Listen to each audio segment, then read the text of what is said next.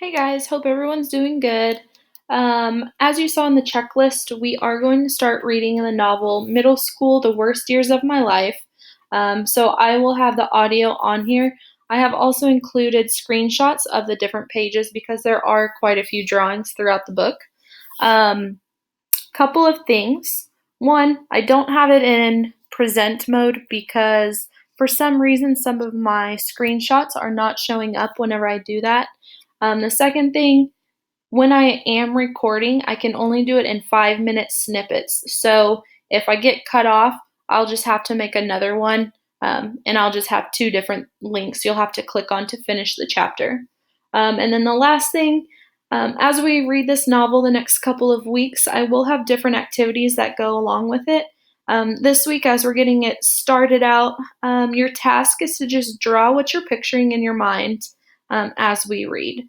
You can do this on paper and you can get as artsy as you want. You can use colored pencils and markers. If you want to just use a pencil, that's fine. Or if you'd like to do it digitally, you can use Google Draw, and then you will be showing me what you created at the end of this week. All right, here we go. Chapter 1. I'm Rafe Kachadorian, tragic hero. It feels as honest as the day is crummy that I begin this tale of total desperation and woe with me, my pukey sister Georgia, and Leonardo the Silent, sitting like rotten sardines in the back of a Hills Village Police Department cruiser.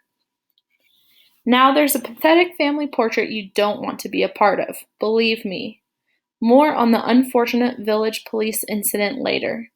I need to work myself up to tell you that disaster story.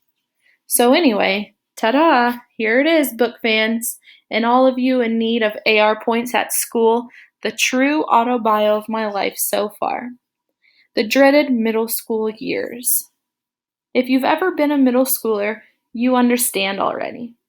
If you're not in middle school yet, you'll understand soon enough. But let's face it, understanding me, I mean really understanding me and my nutty life, isn't so easy. That's why it's so hard for me to find people I can trust. The truth is, I don't know who I can trust. So mostly I don't trust anybody. Except my mom, Jules. Most of the time, anyway. So let's see if I can trust you. First, some background. That's me, by the way, arriving at prison, also known as Hills Village Middle School, in Jules' SUV. The picture credit goes to Leonardo the Silent. Getting back to the story, though, I do trust one other person. That would actually be Leonardo. Leo is capital C crazy and capital O off the wall, but he keeps things real. Here are some other people I don't trust as far as I can throw a truckload of pianos. There's Miss Ruthless Donatello, but you can just call her the Dragon Lady. She teaches English and also handles my favorite subject in 6th grade, after school detention. Also Mrs. Ida Stricker, the vice principal. Ida's pretty much in charge of every breath anybody takes at HVMS. That's Georgia, my super nosy, super obnoxious, super brat sister, whose only good quality is that she looks like Jules might have looked when she was in 4th grade. There are more on my list, and we'll get to them eventually. Or maybe not. I'm not exactly sure how this is going to work out.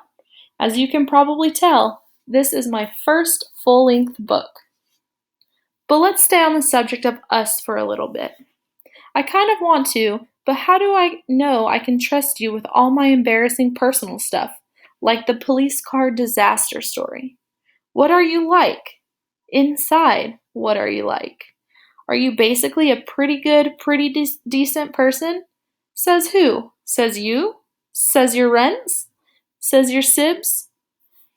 Okay, in the spirit of a possible friendship between us, and this is a huge big deal for me, here's another true confession. This is what I actually looked like when I got to school for the first morning of 6th grade. We still friends, or are you out of here? Hey, don't go, alright? I kind of like you, seriously. You know how to listen at least, and believe me, I've got quite a few stories to tell